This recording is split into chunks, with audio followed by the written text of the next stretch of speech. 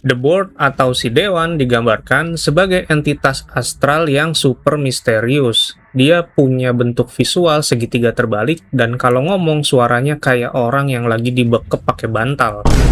Saintis FBC sempat bilang kalau The Board itu semacam alien yang tinggalnya di astral plane.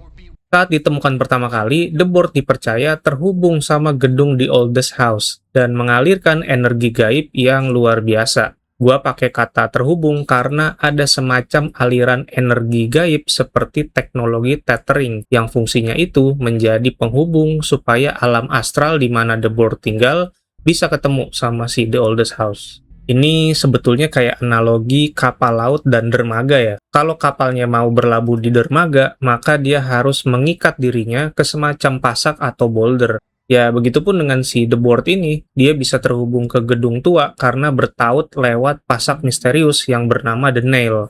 Nah, posisi The Nail ini adanya di dasar bangunan The Oldest House sendiri, yang areanya disebut dengan The Foundation oleh FBC. Tapi, saintis FBC belum bisa memastikan kalau The Nail itu adalah bagian dari The Oldest House atau manifestasi dari eksistensi The Board itu sendiri.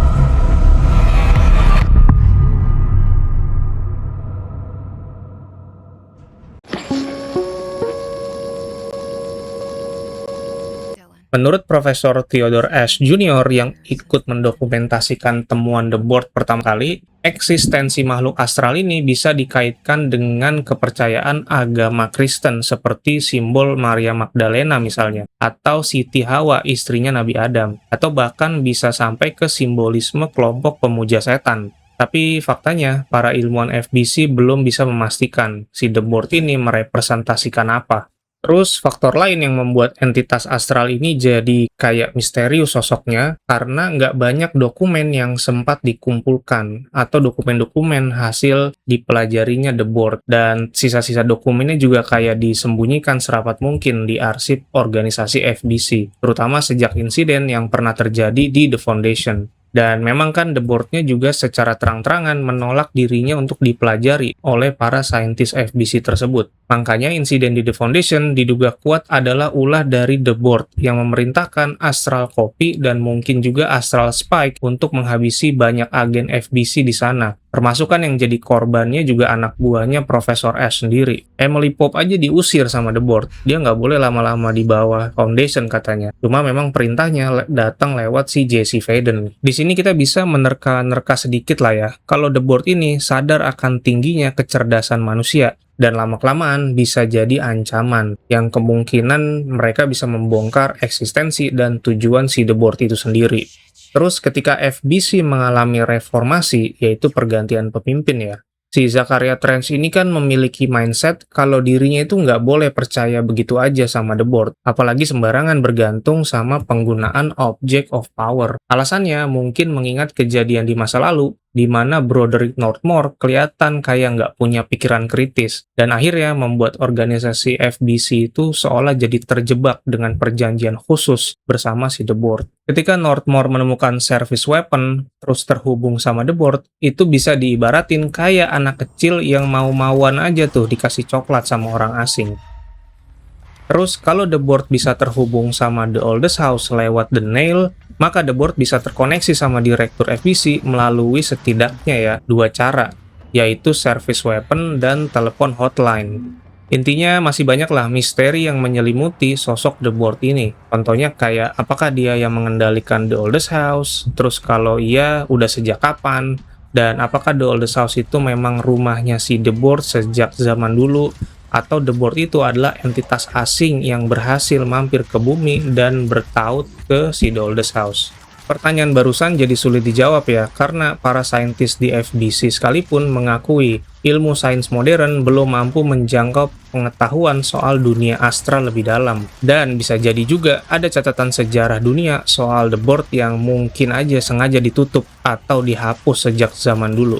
Lalu ada juga yang percaya kalau eksistensi The Board itu adalah efek dari tulisan Alan Wake yang ternyata berpotensi membuka multiverse. Nah, menurut kalian gimana?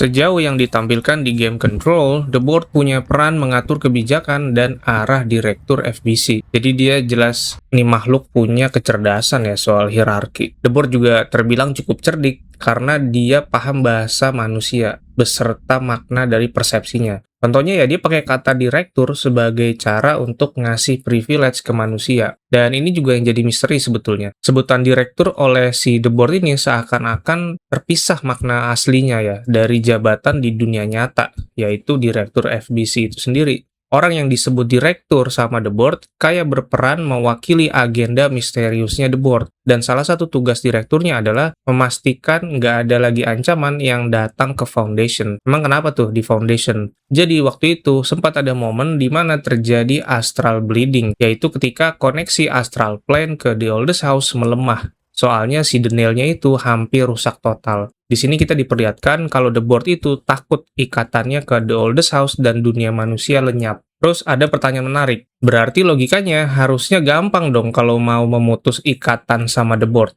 Tinggal hancurin aja Denial-nya. Nah, masalahnya adalah baik FBC maupun Jesse Faden, mereka belum memahami situasi yang terjadi seutuhnya. Mungkin memutus hubungan antara Astral Plane dengan The Oldest House adalah solusi yang salah satunya ya, supaya memutus lingkaran setan hubungan antara Direktur FBC dengan The Board. Tapi siapa yang jamin kalau solusi barusan justru menambah masalah baru? Di saat yang sama, Jesse Faden juga percaya kalau astral bleeding itu bisa menghancurkan The Oldest House dan semua orang yang berada di dalamnya. Makanya dia nggak punya pilihan lain kecuali memperbaiki The Nail demi menyelamatkan banyak nyawa. Tapi plot twist-nya adalah The Board dicurigai membiarkan The Nail-nya itu hancur. Karena menurut Emily Pope, ketika invasi His terjadi di The Foundation, kekuatan resonansi His itu harusnya nggak mampu menghancurkan The Nail-nya. Faktanya si Helen Marshall lah yang ternyata ngebom si pasak tersebut pakai C4. Nah, ketika mendengar informasi tadi, di momen itu Jesse Faden kayaknya mulai berpikir kalau The Board itu punya niatan tersembunyi. Gua pribadi memang nggak terlalu percaya dan memasukkan The Board ke dalam kategori faksi abu-abu yang cenderung mengarah ke villain sosoknya. Ditambah, The Board menunjukkan ada gelagat seolah dia itu mau mengikat jiwa manusia dengan strategi pinjaman kekuatan melalui object of power yang udah terhubung sama energinya The Board. Jadi kalau kita mau pakai analogi hierarki di dunia korporasi, jabatan direktur itu kan memang prestisius dan punya power ya. Tapi kalau di game-game spying atau intelijen misalnya, gue mau ambil contoh game Hitman. Itu kan si elit globalnya lah yang punya kekuatan sesungguhnya. Mereka memerintahkan seorang controller untuk mengendalikan direktur yang mereka izinkan untuk punya kekuasaan lebih powerful dari orang biasa. Yang tujuannya ya supaya bisa mendukung agenda si elit globalnya. Terus ada satu detail menarik ya, di mana The Board pernah mengatakan kalau object of power itu adalah neighbor of the beast, yang artinya itu tetangga, kawan, atau saudaranya setan dengan nomor 665. Kita tahu kalau dalam Alkitab ya, ataupun dalam kitab-kitab suci, nomor 666 itu kan dipercaya merujuk ke simbol hewan buas atau the beast, yang artinya setan atau iblis, yang jadi sesembahan sekelompok rahasia. Tapi di satu sisi itu adalah bercandaan juga yang ada di pop culture. Tapi kalau mau diseriusin, gue memiliki dugaan, ya jangan-jangan Direktur FBC memang telah membuat kesepakatan dengan iblis. Karena itu tadi, ada kesan transaksional, menukar jiwa dengan jabatan, plus kekuatan gaib yang sifatnya itu padahal inventaris doang. Kalau nanti dia tugasnya udah nggak diperlukan lagi, alias resign, ya otomatis kekuatannya harus dikembalikan. Dan itu juga yang jadi pertanyaan si Emily Pope dan Jesse Faden. Bagaimana cara si The Board ini memberhentikan jabatan direktur versinya? Dan dengan cara apa? Jawabannya ya bisa jadi, jangan-jangan seperti bagaimana nasib si Zachariah Trench tuh. Dia matinya kan bunuh diri tuh. Bisa jadi karena diselesaikan oleh The Board. Soalnya si The Board kan tahu, sangat berbahaya jika His yang udah merasuki tubuh si Trench sampai terhubung ke astral plane lewat service weapon.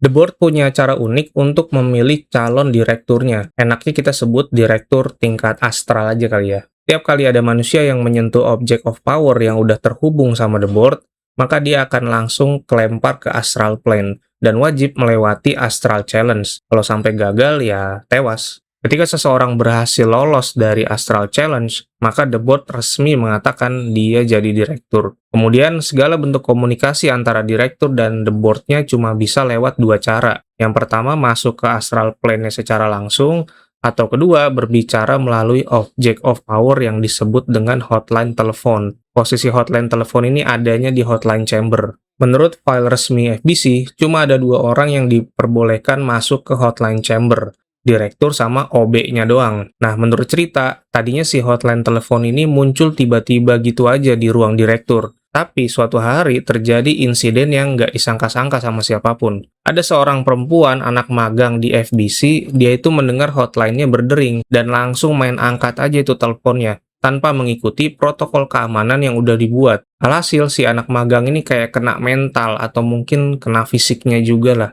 Dan kabarnya dia nggak pernah pulih sampai sekarang. Bahkan para saksi yang melihat kejadian itu dikatakan sampai perlu terapi psikologi. Oleh karena itu, si hotline teleponnya jadi dipindahin deh tuh ke hotline chamber, supaya kejadian serupa nggak terulang lagi. Nah, sampai saat ini baru ada 3 direktur yang dikonfirmasi pernah dan sedang terikat perjanjian dengan The Board. Yang pertama Broderick Northmore, kedua Zachariah Trench, dan ketiga Jesse Faden.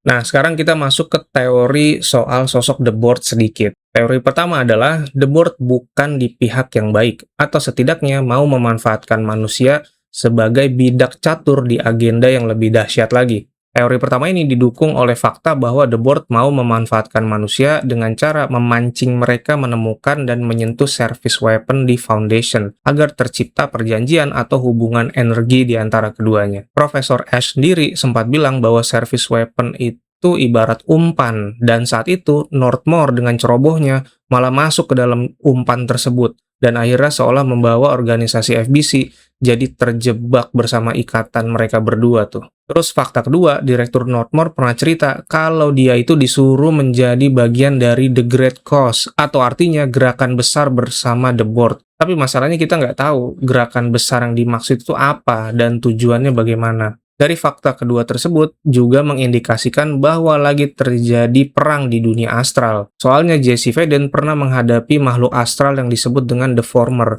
atau mungkin makhluk yang tadinya itu menjadi bagian dari The Board, yang matanya satu tuh. Terus ditambah ketika serangan His terjadi di The Oldest House, seolah menambah kerumitan situasi dan agenda si The Board jadi terganggu. Pertarungan antara His dan Hedron juga memperkuat dugaan kalau di universe lain ada perang juga. Kemudian fakta ketiga, dengan adanya aturan main yang mengikat antara manusia dan The Board, menjadikan sosok The Board itu kayaknya bukan berada di pihak kawan. Walaupun tetap jadi konsekuensi ya, misal ada manusia yang mau bersekutu sama The Board. Tapi cerdiknya si The Board ini adalah dia nggak mengajak manusia, dia cuma melempar umpan aja. Jadi siapa yang ambil ya udah, dia harus dianggap beruntung menemukan umpannya. Terus semenjak si Northmore ini bersekutu sama The Board, organisasi FBC itu jadi nggak solid. Dan karena terjadi konflik antara direktur FBC-nya sama kepala research-nya. 4. Jesse Faden curiga dengan sikap The Board karena kehancuran Daniel itu seolah tindakan yang disengaja. Emily Pop kan bilangnya harusnya Daniel itu nggak bisa dihancurin sama His. Justru hancurnya karena dibom sama Helen Marshall. Dan kalau teman-teman sempat mendengar ya, alasan Helen Marshall mau ngebom Daniel itu karena ya dia udah muak sama Zachariah Trench. Orang yang tadinya dia anggap baik jadi harus nurut kemauannya si The Board, dan di saat yang sama udah pasti si Helen Marshall-nya juga nggak seneng sama The Board.